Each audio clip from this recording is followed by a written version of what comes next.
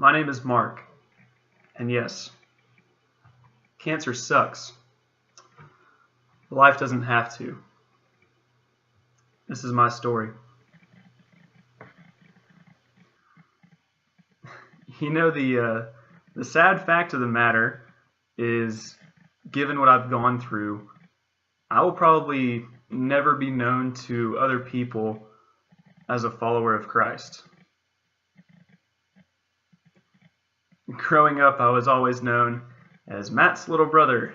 And obviously, when your brother is a good half a foot taller than you and 2 years older, that's naturally the nickname you earn from an early age. And it especially doesn't help when he's the popular one playing on the varsity basketball team, and you're the one on the tennis team and the math team. So did I really expect to have that nickname ever revoked? But anyways, before sophomore year of high school, I was just that, Matt's little brother. I mean, that's how people knew me. Now, I don't think there's any way to accurately describe what it's like to hear someone basically tell you that your life has come to a halt. If you or someone you know has ever heard the words that I heard my sophomore year of high school, then you at least have an idea of what that feeling's like.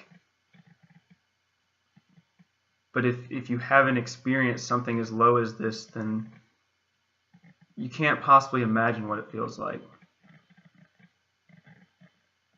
So before my sophomore year of high school, in March of that year, I had never had surgery. I'd never been a patient in a hospital.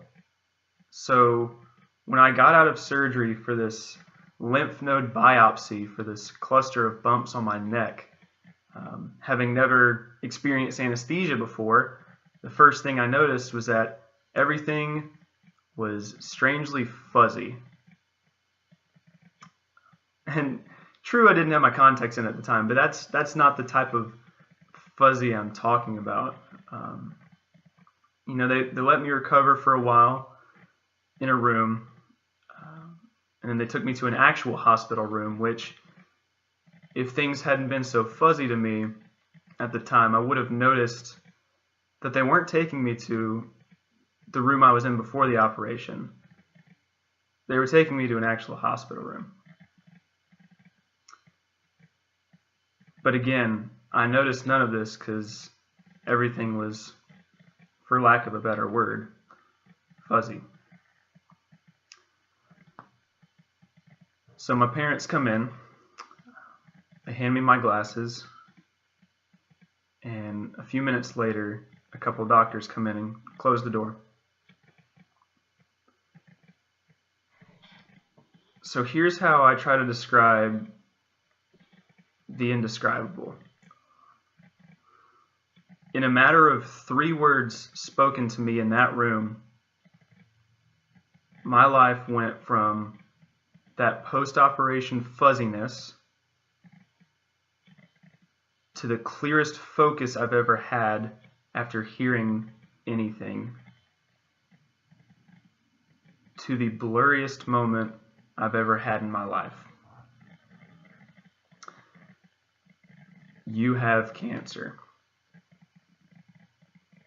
It was almost, I say almost like, because number one, I've never experienced what I'm about to compare it to. But number two, it's still an indescribable situation, being told something like this. So it was almost like having a grenade tossed into your room. You hear those words, you see a grenade tossed into a room, and in that moment, suddenly things aren't fuzzy. Everything is panic. Everything is shock. And then it turns into shell shock. It turns into disbelief that the situation's even happening. I couldn't have cared less about the rest of the words the doctor said after those three. Everything was just going back to being a blur. All these thoughts. Would I live? Would I die? Would I have to stop playing sports? Would I lose my hair? Would I even lose my friends? All these thoughts just came flooding in an instant. And they just clouded my reality. I was no longer Matt's little brother.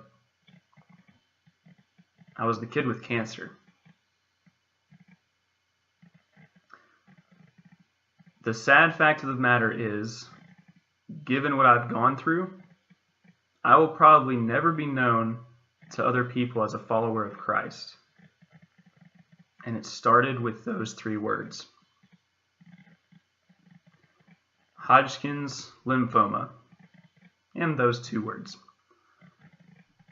Given what I've gone through, I will be known to other people for the cancer I've had. I will be known as a cancer patient, not a follower of Christ. I think the most difficult part of dealing with the initial shock of being told something like this when I was only 16 was the feeling of isolation that came with it. This feeling of being alone. Because no one else was going through what I was going through. No one else, how could anybody else possibly understand what I'm dealing with, what I'm thinking, and what I'm going through? People look at you differently. They conduct themselves differently around you. And they ask you these questions that you don't want to answer for the 100th time because honestly, because of all this, in a way, all you want to do is be alone. But if I'm going to tell my story, you have to know this first. And it's something I wish I would have known from the start. But honestly, I didn't. Cancer is a big word. It can define what you've been through, what I've been through. But it cannot define who you are. Cancer can define what you have struggled with in your life and hopefully persevered through. But it cannot define who you are. The only way in which you are defined is in who God says you are. That's it. And that's as a member of His family, and that's as a son or daughter of the living God. If you believe that, then you know you are never alone. If you believe that, then you know that your Heavenly Father is ever present. If you believe that, then you know that Jesus is your shepherd who has already overcome a battle much greater than even the one you're going through, which seems life or death. And He's now going before you to fight for you in your newest battle. In fact, He's already been there too, constantly. It's where He's always been. So yes, other people looked at me, and some still do, and knew me, and still know me for the cancer I've had. But my Heavenly Father knows me for who I really am, which is much more than a 6-letter word. Cancer has changed my life, and it still has a huge impact on it. And here we are nearly a decade after when I was first diagnosed. And a lot of people know me first as a cancer patient. But it is not all of who I am. So if you're sitting there and you or someone you know has been told devastating news like this is what I want you to hear first. You are not alone. Even if it seems like you can't identify with a single person around you or talk to a single person around you, even your closest of family members, because you don't think they'd ever understand, you still have God. You are not alone. And the one that is with you knows you for more than your circumstances. That's something I wish I had known.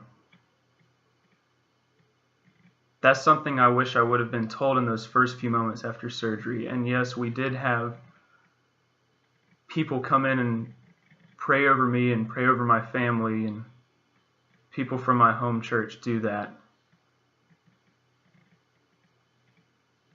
But that blurriness was still in my eyes. I was still in shell shock. In fact, all this was something that I honestly didn't know or understand until a few years later in life. But it would have helped so much in that moment to have even the tiniest sliver of hope. So let's go back to that hospital room. I'm sitting there, laying there, a 16-year-old kid who just had his life pulled out from under him and absolutely no idea what to do next. I am the kid with cancer. Now what?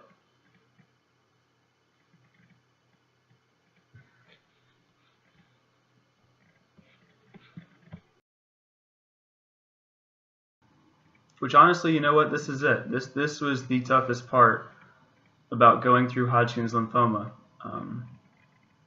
Honestly, it was my friends.